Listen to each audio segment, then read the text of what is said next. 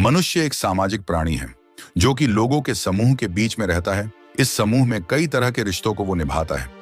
कुछ रिश्ते निस्वार्थ होते हैं, जबकि अधिकतर रिश्तों की नींव स्वार्थ पर टिकी होती है। हम जो प्रोफेशनल रिलेशन बनाते हैं वो अधिकतर आदान प्रदान या यूं कहें एक से दूसरे को और दूसरे से पहले व्यक्ति को फायदे की बुनियाद पर ही टिके होते हैं। मैं यह नहीं कह रहा कि सभी रिश्तों के पीछे स्वार्थ ही होता है, लेकिन हाँ, आज की दुनिया में अधिकतर इंसान अपना फायदा देखकर ही रिलेशन बनाते हैं। दोस्तों, ऐसा कई बार होता है कि हम किसी दुविधा में फंस जाते हैं और हमें किसी की राय की जरूरत पड़ती है। तब हम अपने आसपास के लोगों से उस बारे में सलाह मशवरा करते हैं कि हमें क्या करना चाहिए। कई बार उनकी राय हमें सही रास्ते का मार्ग दिखाती है, तो कभी और ज्यादा हमारे नुकसान का सबब बन जाती है।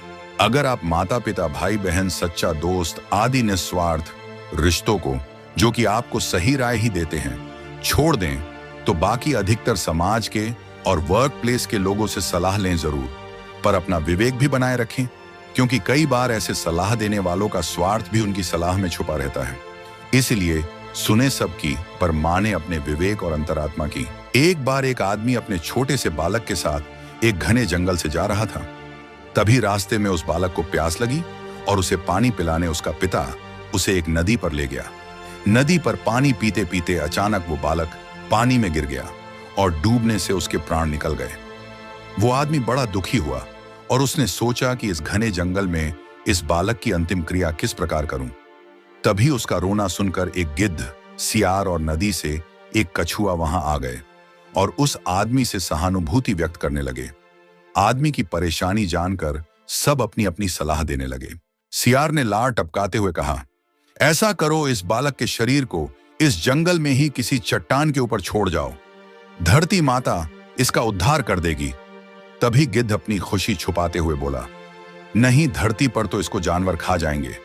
ऐसा करो, इसे किसी वृक्ष के ऊपर डाल दो, ताकि सूरज की गर्मी से इसकी अंतिम गति अच्छी हो जाएगी। उन दोनों की बातें सुनकर कछुआ भी अपनी भूख को छुपाते हुए बोला, नहीं, आप इन दोनों की बातों में मत आओ। इस बालक की जान पानी में गई है, इसलिए आप इसे नदी में ही बहा दो। और इसके बाद तीनों अपने अपने कहे अनुसार उस आदमी पर जोर डालने लगे। तब उस आदमी ने अपने विवेक का सहारा लिया और उन तीनों से कहा, तुम तीनों की सहानुभूति भरी सलाह में मुझे तुम्हारे स्वार्थ की गंध आ रही है।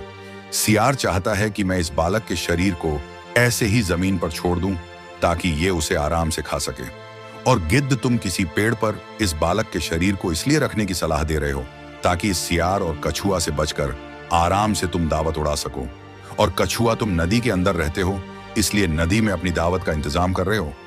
तुम्हें सलाह देने के लिए धन्यवाद, लेकिन मैं इस बालक के शरीर को अग्नि को समर्पित करूंगा, ना कि तुम्हारा भोजन बनने दूंगा। ये सुनकर वो तीनों अपना सा मुंह लेकर वहां से चले गए। दोस्तों, मैं यह नहीं कह रहा हूं कि हर व्यक्ति आपको स्वार्थ भरी सलाह ही देगा, लेकिन आज के इस कॉम्पिटिटिव युग में हम अगर अपने विवेक की छलनी से किसी सलाह को छान लें तो शायद ज्यादा सही रहेगा।